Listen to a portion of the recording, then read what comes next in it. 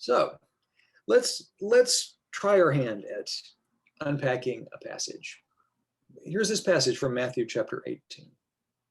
Then Peter came and, would someone read that?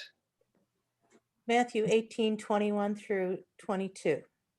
And Peter came and said to him, Lord, if another member of the church sins against me, how often should I forgive? As many as 7 times? Jesus said to him, not 7 times, but I tell you, 77 times. Okay, I know y'all have read that, y'all have come across this lesson from Jesus before. How have you understood it in the past? Well, the cross, of course, is 777, as you had mentioned earlier. Good. So apparently it must refer to, as Renee would say, to the sacrifice that Jesus made on the cross. Explain this to me Sunday school style. What does it mean? What would it mean in Sunday school? Not 7 times, but I tell you 77 times. As many times as it takes. Yeah, exactly. Forgive as many times as it takes. It's kind of the idea that if you're counting the number of times you've forgiven someone, it really leads, makes you want to ask if you've even forgiven them a single time. There is like, that's kind of a way of looking at this, that no, it's not just 7 times, but an abundance of time. Mhm. Don't even count. He's really asking Peter to shift his frame of reference from the lower plane to the higher plane. Peter is probably thinking that 7 times, like 7's a magnificent number to give us. I think that the standard, the gold standard for forgiveness in that day was 3 times. You should forgive someone 3 times and give them 3 chances, which frankly is more chances than we usually give folks nowadays. So Peter was probably thought he was being, showing a lot of largesse by raising it to 7, and also 7 being that, the number of that sacred number too, the number of creation, the number of divine rest, the number of the planets, all of that stuff. Okay, so he was bringing in this, this sacred number to kind of up the ante, and I think he thought he was doing well. So we've already looked at that a bit. And then let's look at biblical references. So this is where we want to find other places where the number 77 is mentioned. And this is just kind of straightforward exegesis, straightforward interpretation that I think would pass muster with a college professor of Bible. Because these are real. First of all, very interesting, in Luke chapter 3, the evangelist records there being 77 generations from God to Jesus. 77 generations. Adam being made in the image and likeness of God. And Luke is very clear about this. It's 77 generations. All the way down to Joseph at 76, and then Jesus is the 77. Luke gives us 77, if you recall last week. Matthew gives us 42 generations, both having great symbolic significance. But here, there's the 70s, there's an echo between the 77 and in Matthew and the 77 here. Even though they're coming from different traditions, but there's some kind of echo there. I think it's a plausible echo, that there's something about forgiving that rolls back the whole history of humanity all the way back to the beginning. Forgiveness, let's say, could be so vast that it embraces the whole of human history. The whole anyone's genealogy going all the way back. Like there's no, it's that complete in the way that it dissolves the bond, that it in the way that it absolves and cuts the power of resentment and grievance. So there's that. But then this is even more to the point, because Matthew and Luke would have both had access to this. This is a passage from Genesis 4, verses 23 to 24, about one of the descendants of Cain, his descendant Lamech. So Lamech was, I think the 7th descendant from Cain in the Cain and Abel story. So Lamech is a very brutal character. And he's the first in scripture after Cain to be described as a murderer. He's also the first polygamist. He has two wives, Ada and Zillah. Lamech said to his wives, Ada and Zillah, hear my voice. You wives of Lamech, listen to what I say. I have killed a man for wounding me, a young man for striking me. If Cain is avenged sevenfold, truly Lamech 77-fold. What he's saying there is God, if you recall, when Cain was confronted about the murder of Abel, the Lord puts a mark on Cain. And the mark is a mark of protection. And God swears that anyone who hurts Cain will be avenged sevenfold. That no one will dare touch him because the vengeance will be sevenfold and therefore very great. Lamech is saying, well, I killed, he's kind of implying that he killed these people, a man for wounding me, a young man for striking me. He's a man of tremendous violence, tremendous arrogance, and with a murderous spirit. The word he uses for kill is the word for murder. So Lamech is claiming for himself a right to unrestrained revenge, unrestrained vengeance against anyone who comes after him.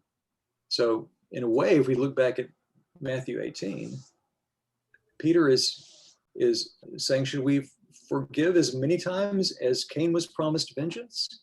And Jesus says, no, more than that, not 7 times, but I tell you, as many times as Lamech, that who was the father of Tubal-Cain and the father of the first maker of instruments of war, right?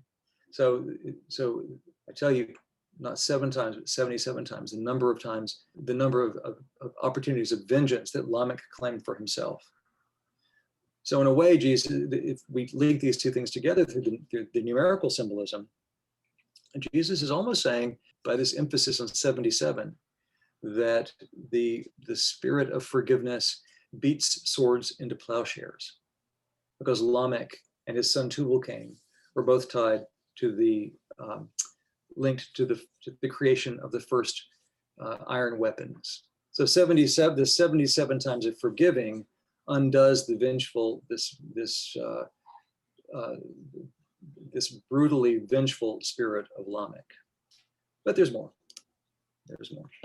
In fact, there's a legend not in the Bible, but in one of the pseudepigrapha or the apocryphal writings, that Lamech he was also responsible for killing Cain. He shot an arrow, mistaking Cain for someone else. He shot Cain and killed him.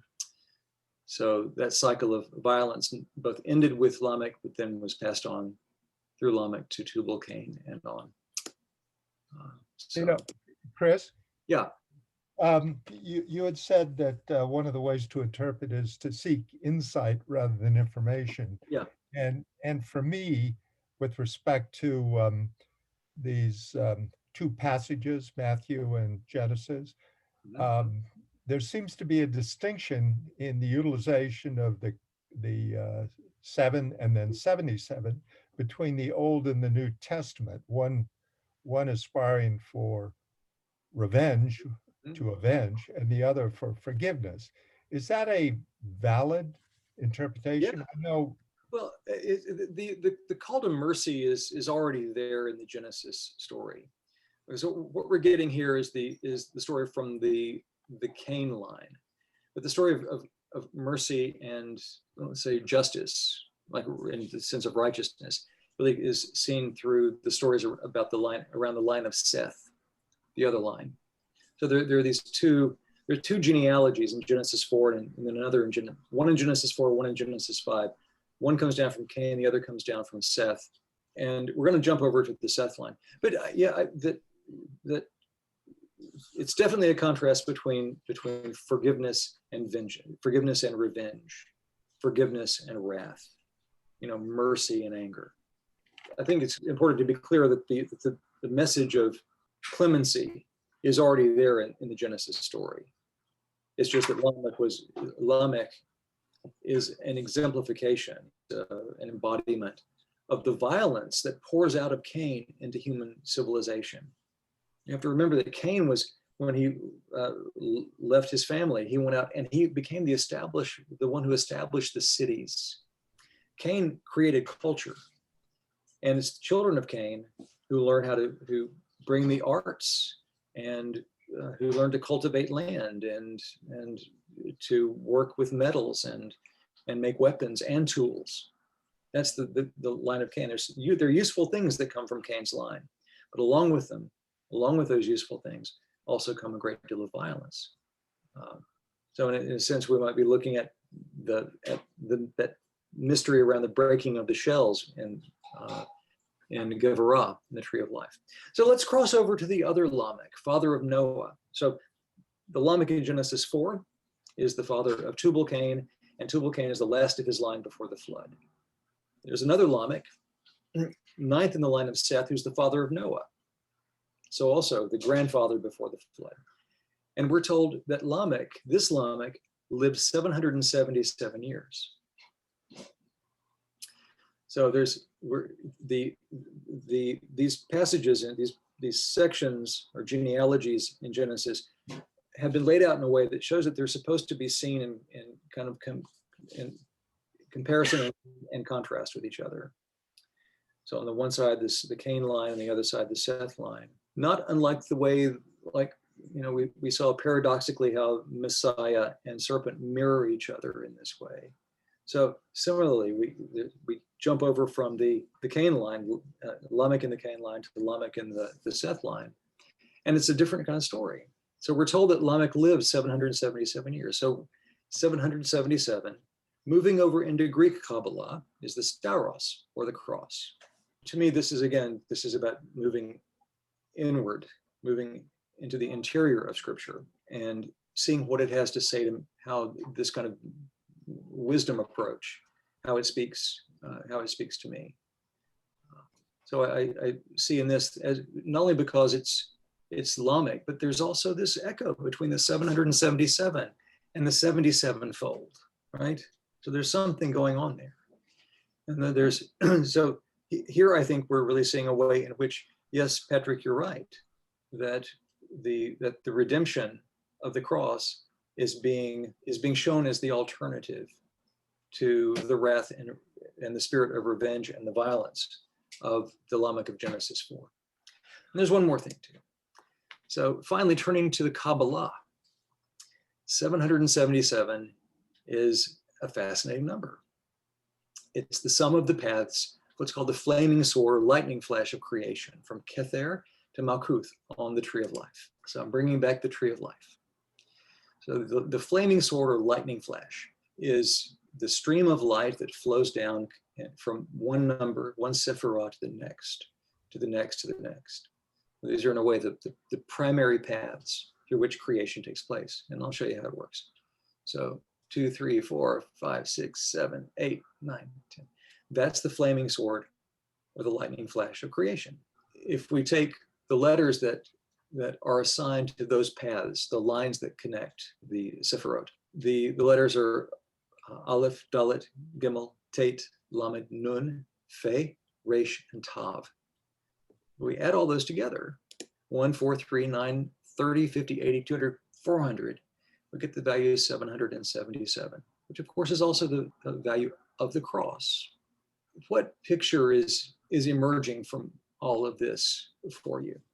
So think of what the cross does. You can think of the image of, even apart from the cross of Christ, but just the image of a cross. Well, imagine then the cross of Christ on the hill of Golgotha, right? Up on a hill, being lifted, Christ being lifted up on the cross. Christ saying elsewhere, if I'm lifted up on the cross, I will draw all people to myself. In antiquity, the image of the cross was often seen as a connector, as kind of as a ladder between heaven and earth. As another form that the pillar of the great pillar of the universe, or the axis of the world, the axis mundi. How the axis mundi connects the world below to the world above. So the axis mundi, and it's very clear in Christian scriptures and in mystical literature that the cross, apart from being an instrument of the way that Christ was was executed, it's also an image. It's a symbol of the tree of life, the tree at the center of creation that connects heaven and earth. And that's exactly what the flaming sword or lightning flash of creation does, very literally, connects heaven and earth. It connects heaven and earth by generating earth from heaven.